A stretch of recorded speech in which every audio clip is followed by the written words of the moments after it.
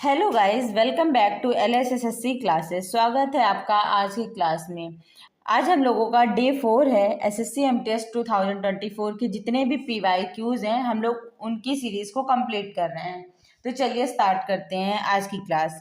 आज का हमारा फर्स्ट क्वेश्चन है, a party recognised by the election commission of India that secures at least of the total votes in the general election of Lok Sabha or Legislative Assembly in 4 or more states in addition to winning 4 Lok Sabha seats is called a national party.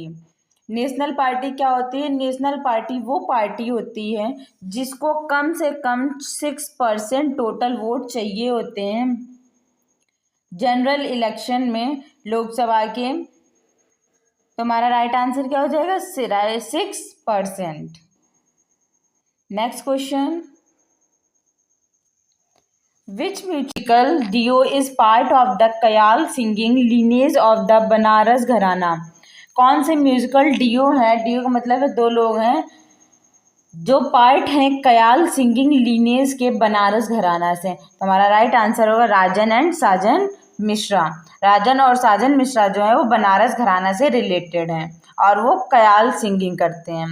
Next question, which of the following can be a basis of difference between a salamander and a house wall lizard apart from their habitat? मतलब salamander और house wall lizard का मतलब जो घरों में छिपकलियाँ रहती हैं, और सालामांदर जो है उसमें क्या डिफरेंस है? तो ये दोनों जो एनिमल्स हैं ये देखने में बिल्कुल सेम लगते हैं। इनमें सिर्फ इनके जो स्किन पे स्केल्स बनी रहती हैं, धारियाँ जो बनी होती हैं, उसके बेस से हम इनको डिफ्रेंशिएट कर सकते हैं। तो हमारा राइट आंसर क्या हो जाएगा? Scales on the skin.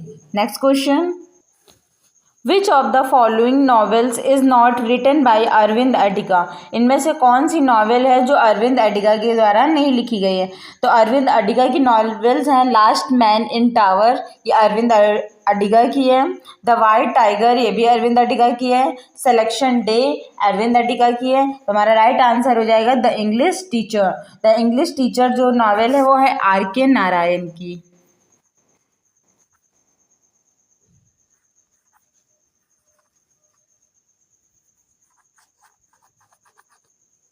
RK Narayan की है।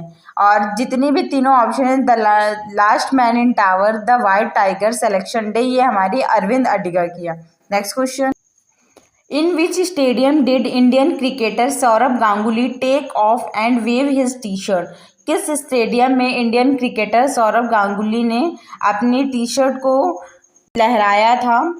तो राइट आंसर हो जाएगा हमारा Lord stadium England. Lord stadium England. Next question, the PM Svanidhi scheme is run by which ministry of the government of India? PM Svanidhi scheme जो है किस गवर्नमेंट के द्वारा रन की जाती है? तो PM स्वनिधि स्कीम जो है वो हमारी 2020 में स्कीम आई थी, और ये स्कीम जो है वो ministry of housing and urban affairs के द्वारा रन की जाती है। Next question, after which of the following act did India come to be governed in the name of the British crown?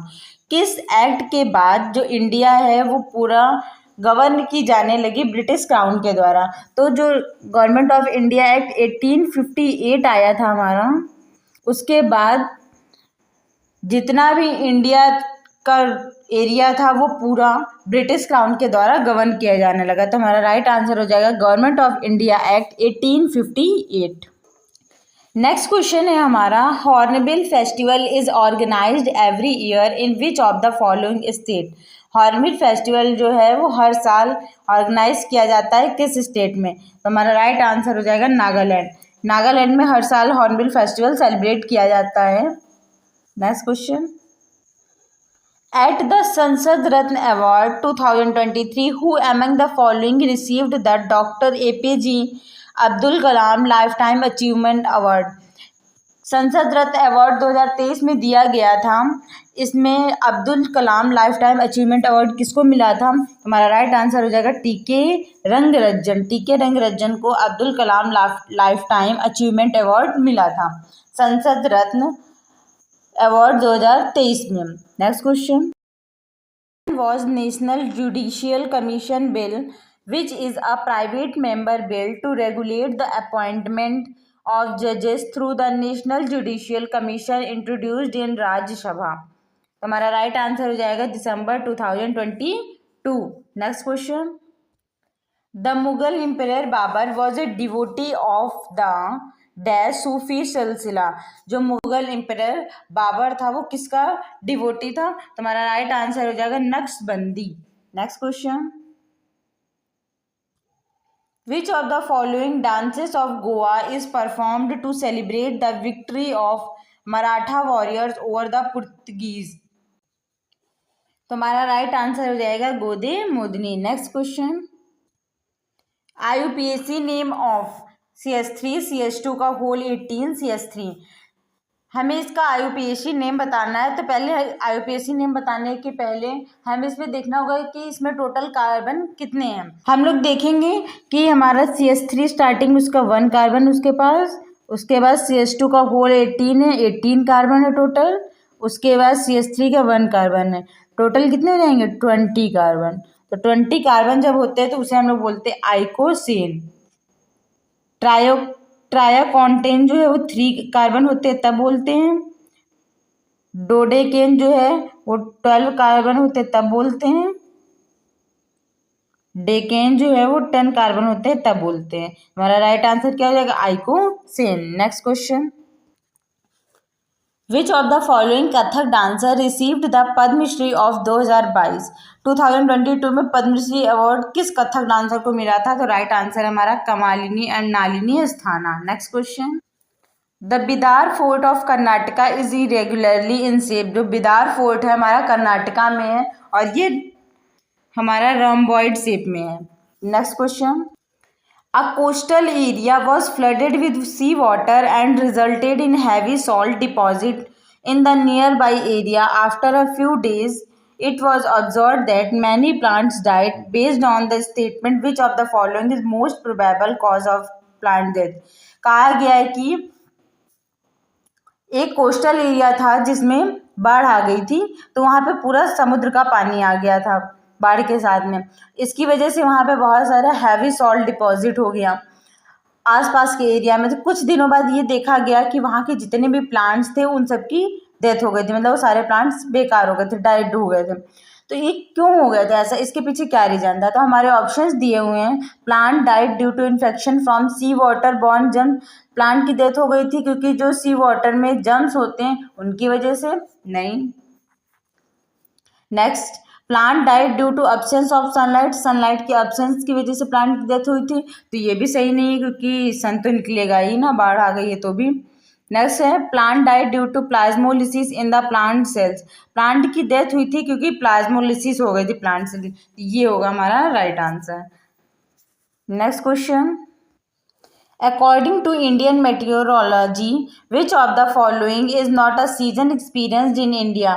India metrology के according कौन सा season है जो इंडिया में एक्सपीरियंस नहीं होता है? तो राइट आंसर होगा हमारा इक्वेटोरियल सीजन. इक्वेटोरियल सीजन जो है इंडिया में एक्सपीरियंस नहीं किया जाता है. नेक्स्ट क्वेश्चन है हमारा. बावरीज आर ट्रेडिशनली यूज्ड फॉर. जो बावरीज हैं वो ट्रेडिशनली किस काम के लिए यूज़ किए जाते हैं? तो ये हमारे वाटर को स्टोर करने के लिए और रिचार्ज करने के लिए यूजफुल होते हैं. तो storing and recharging water. Next question. Who was the Indian match referee in the ICC T20 world cup 2021? ICC T20 world cup 2021 tournament जो हुआ था उसमें कौन रेफरी था? तो हमारा राइट आंसर होगा इसका Javagal Srinath. Next question. The universal adult franchise in India constitution is applicable to India's citizen from the age of. Universal adult franchise के अकॉर्डिंग इंडिया के जो सिटीजन्स हैं वो किस एज के सिटीजन्स एप्लीकेबल हैं यूनिवर्सल एडल्ट फ्रेंचाइज में? तो राइट आंसर होगा हमारा 18 years. Next question. Next question है हमारा. Who was the man who descripted the Brahmani script of the Mauryan period? Mauryan period में ब्राह्मणी स्क्रिप्ट को किसने डिस्क्रिप्ट किया था मौर्यन पीरियड में? तो राइट आंसर होगा हमारा James Prinsep. Next question. In general deficit is considered as a concept. General generally हम लोग डेफिसिट को कौन सा कॉन्सेप्ट कहते हैं, तो ये है हमारा flow concept. Deficit is considered as a flow concept. Next question, who was appointed as the viceroy of India in place of Lord Wavell in February 1947? किसको अपॉइंट किया गया था as the viceroy of India in place of Lord Wavell? Lord Wavell की जगह पे किसको viceroy of India बनाया गया था 1947 के बाद में? तो राइट आंसर होगा हमारा Lord Mountbatten. Next question, which of the following age group is considered as working population और working age in India? India में वर्किंग एज किस एज के लोगों को बोला जाता है? तो 15 से 59 ईयर्स तक की एज के जो भी लोग होंगे उन्हें हम वर्किंग पॉपुलेशन या वर्किंग एज इन इंडिया बोलते हैं। इंडिया में जो वर्किंग एज होती है वो 15 से 59 ईयर्स होती है। Next question, what is the approx width of broad gauge railway network in India? तो राइट आंसर हो जाएगा हमारा 1.6 मीटर। तो हमारे ये टोटल 25 क्वेश्चंस थे आज के। अगर आपको ये क्वेश्चंस की सीरीज अच्छी लग रही हो तो हमें कमेंट करें, जिससे हम ये इस क्वेश्चन की सीरीज को कंटिन्यू करें। And thanks for watching my videos.